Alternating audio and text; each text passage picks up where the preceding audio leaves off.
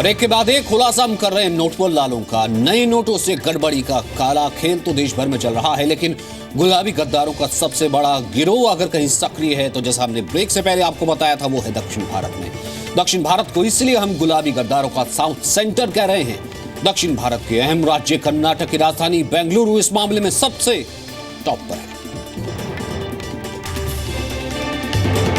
दक्षिण भारत गुलाबी गद्दारों का सबसे बड़ा सेंटर बन चुका है, खासकर चेन्नई और बेंगलुरु में आयकर विभाग ने 2.25 करोड़ रुपए के नए नोट बरामद किए।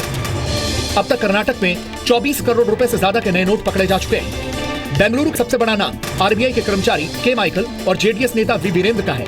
सीबीआई ने बेंगलुरु में रिजर्व बैंक ऑफ इंडिया के सीनियर स्पेशल असिस्टेंट के माइकल को मंगलवार को गिरफ्तार किया। माइकल को 1 करोड़ 51 लाख रुपए के नोट बदलने के मामले में गिरफ्तार किया गया है। माइकल के अलावा 2 और लोग गिरफ्तार किए गए। इनके पास से 10 दस्तावेज भी बरामद हुए हैं। गिरफ्तार आरोपियों के पास से करीब 17 लाख रुपए बरामद हुए हैं। के माइकल नाम का यह अधिकारी आरबीआई की बेंगलुरु शाखा में सीनियर स्पेशल असिस्टेंट के पद पर तैनात था। सीबीआई ने माइकल को 1 करोड़ 51 लाख 24 हजार रुपए के बंद हुए नोटों को बदलने के मामले में गिरफ्तार किया है। आरोप है कि माइकल ने स्टेट बैंक ऑफ मैसूर की कोलेगना शाखा के जरिए नोटों को बदलने में मदद की है। माइकल के अलावा 2 अन्य लोग भी गिरफ्तार हुए। आरोपियों के पास से 10 अहम दस्तावेजों को जब्त किया गया है। It was a junior functionary of Reserve Bank of India, and it was reported by the investigating agency that he was recorded to be present in a bank branch where this kind of transaction was happening. कथित हवाला operator केवी वीरेंद्र 5.7 करोड़ के नए नोटों की recovery के मामले में CBI की गिरफ्त में है।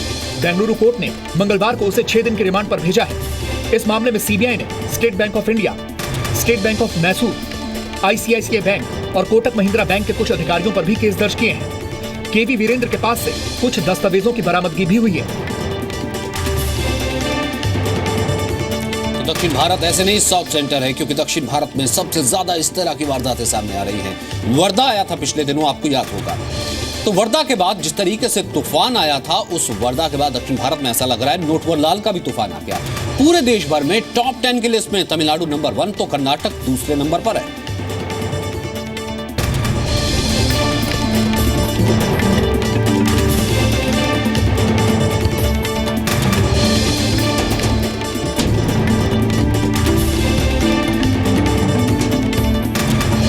बेंगलुरु में आज आयकर विभाग ने 2 करोड़ 89 लाख रुपए पकड़े, जिसमें 2 करोड़ 25 लाख रुपए नए 2000 के नोटों में मिले। यशवंतपुर के अपार्टमेंट में बूढ़ी महिला ने आयकर विभाग की टीम के साथ सहयोग करने से मना कर दिया। महिला ने अपने 2 कुत्तों को बांधने से मना कर दिया। बाद में लोकल लोगों की मदद से इनकम टैक्स की टीम फ्लैट में घुस पाई। आयकर विभाग ने कैश को जब्त कर लिया और आगे जांच अभी जारी है।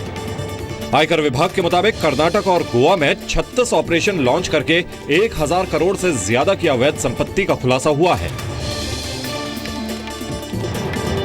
तो कुल मिला के अगर काउंट किया जाए तो कहा जा रहा है कि नोट बैन के बाद अब तक देश भर में करीब 200 करोड़ रुपए का अमाउंट है। 200 करोड़ रुपए की नई करेंसी जो कि जब्त हुई है।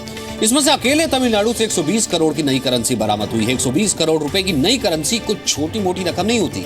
आखिर वो कौन कौन से नोटबंद लाल हैं जिनकी वजह से तमिलनाडु सबसे ज्यादा बदनाम हो गया है?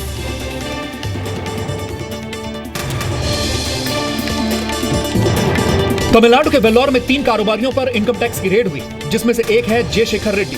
शेखर रेड्डी तमिलनाडु के मुख्यमंत्री ओ पनीरसेल्वम के साथ ताल्लुक रखता है। पेशे से कॉन्ट्रैक्टर और तमिलनाडु सरकार के कई प्रोजेक्ट कर चुका शेखर रेड्डी की कार से ही वेल्लोर में 24 करोड़ रुपए मिले थे। शेखर रेड्डी की पहुंच का अंदाजा इस बात से लगाइए कि वो तिरुमला तिरुपति देवस्थानम बोर्ड का सदस्य था। आयकर विभाग के छापों के बाद आंध्र प्रदेश सरकार ने शेखर रेड्डी को टीडीडी के बोर्ड से हटा दिया है। आंध्र प्रदेश के मुख्यमंत्री चंद्रबाबू नायडू के मुताबिक तमिलनाडु की एआईएडीएमके सरकार की सिफारिश पर उसे टीडीडी के बोर्ड में शामिल किया गया था। शेखर रेड्डी के अलावा वेल्लोर के 2 और कारोबारी श्रीनिवासलू और प्रेम के ठिकानों पर 8 दिसंबर से छापेमारी हुई है। तमिलनाडु के वेल्लोर जिले में आयकर विभाग की छापेमारी में हुई बरामदगी बड़े बड़े नोटबंद लालों की तरफ इशारा करती है। 3 दिनों में 177 किलो सोना और 130 करोड़ नकद बरामद हुआ है, जिसमें से 34 करोड़ नए करेंसी नोटों में है। 2000 के करेंसी नोटों में 24 करोड़ रुपए तो एक कार के अंदर से बरामद हुए। पकड़े गए 130 करोड़ रुपए को अब तक की भारत की सबसे बड़ी बरामदगी माना जा रहा है। और काले धन को बनाने वालों ने इस कमाई को छिपाने के लिए भी अजीबोगरीब तकनीकें अपनाई थी। बाथरूम तक में सीक्रेट तिजोरी बनाकर काली कमाई रखी गई थी। जो गुप्त तिजोरी आप देखने वाले हैं, उसने अपने भीतर करोड़ों का माल छिपा रखा था।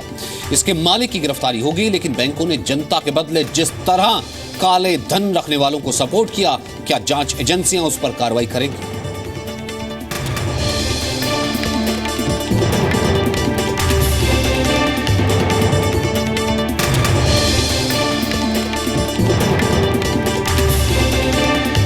कर्नाटक के चित्रदुर्ग जिले में एक हवाला कारोबारी और जेडीएस नेता के सीक्रेट बाथरूम की तिजोरी से 5.7 करोड़ रुपए के नए नोट बरामद हुए हैं। पुलिस के मुताबिक पूरे खेल में 4 बैंक अधिकारी के साथ 2 और नोटवर लाल भी शामिल थे। पुलिस ने केसी वीरेंद्र को गिरफ्तार कर लिया है। वीरेंद्र के ठिकाने से 5.7 करोड़ के नए नोट, 32 किलोग्राम सोने के बिस्किट और ज्वेलरी के साथ 90 लाख के पुराने नोट भी मिले हैं। आयकर विभाग ने चित्रदुर्ग से करीब 40 किलोमीटर दूर चल्लाकेरे शहर से केसी वीरेंद्र के घर 10 दिसंबर को छापेमारी की और वहीं बाथरूम में बनी सीक्रेट तिजोरी से खजाना बरामद हुआ। एफआईआर के मुताबिक बैंक अधिकारियों ने आपराधिक साजिश के तहत वीरेंद्र के काले धन को नए नोटों में बदला। नवंबर से दिसंबर के बीच 5 करोड़ 76 लाख रुपए को नए 2000 और 500 के नोटों में बदला गया। काले धन को बदलने के लिए दूसरे लोगों के पहचान पत्र और आईडी प्रूफ का सहारा लिया गया। गुस्सा आ रहा होगा ना आपको ये देख करके, बहुत ज्यादा गुस्सा आना लाजमी भी है। गुस्सा बरकरार रखिए, क्योंकि अगर यही करेंसी आती सर्कुलेशन में तो क्या कुछ हो सकता था, ये आपके लिए थी। देश भर में जब्त 200 करोड़ रुपए की नई करेंसी से आपकी तकदीर बदल सकती थी। देखिए क्या क्या हो सकता था 200 करोड़ रुपए से आपके लिए।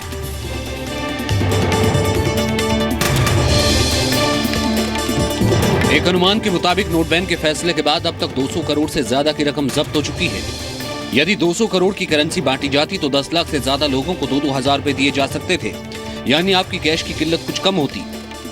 177 करोड़ की नई करेंसी से 1666 एटीएम में 12-12 लाख रुपए डाले जा सकते थे। देश में करीब 2 लाख से ज्यादा एटीएम हैं और इससे काफी लोगों को फायदा होता। इन पैसों से 1333 नए एटीएम लगाए और मेंटेन किए जा सकते थे, जिससे लोगों को नकदी की दिक्कत नहीं होती। 200 करोड़ की करेंसी से 83,333 लोगों को 24 हजार रुपए कैश मिल जाता। फिलहाल नियमों के मुताबिक एक हफ्ते में लोग 24,000 रुपए निकाल सकते हैं। करंट अकाउंट की लिमिट के मुताबिक इस पैसे से 40,000 लोगों को 50,000 रुपए मिल सकते थे, जिससे कारोबार करने वालों को बड़ी राहत मिलती। सबसे बड़ी बात, इससे 8,000 परिवारों को शादी के लिए 2.5 लाख रुपए मिलते। ये वो लोग थे जो पैसों के लिए लाइन में लगे थे, यानी आपकी काफी नहीं लेकिन कुछ समस्या तो दूर हो जाती अगर ये नई करेंसी आप तक पहुंचती। इसलिए काले धन की ये कुबेर जितने कानून के गुनहगार हैं उतने आपके भी। लोग अब भी कह रहे हैं कि हम खड़े हैं कतारों में, सब्र है, संयम है, लेकिन इनको गिरफ्तार कीजिए, इन पर कार्रवाई कीजिए और तुरंत व्यवस्था को दुरुस्त कीजिए। इस वक्त का अपडेट आपको दे दें, महाराष्ट्र के पुणे में एक बैंक लॉकर से 10 करोड़ रुपए मिलने की खबर आ रही है। पुणे के बैंक ऑफ महाराष्ट्र में आयकर विभाग ने छापा मारा है। छापेमारी में आयकर विभाग ने 5 लॉकर खुलवाए, जिसमें 10 करोड़ रुपए की नकदी बरामद हुई। लॉकर मालिक की तलाश जारी है, आयकर विभाग की छापेमारी भी जारी है। और यहां रुक रहे एक छोटे से ब्रेक के लिए। फिलहाल ये कहानियां इस तरीके से लगातार लोगों को परेशान कर रही हैं, लेकिन ये हकीकत, ये तस्वीरें हम लोगों तक पहुंचा रहे हैं ताकि इन्हें इनके अंजाम तक पहुंचाया जा सके।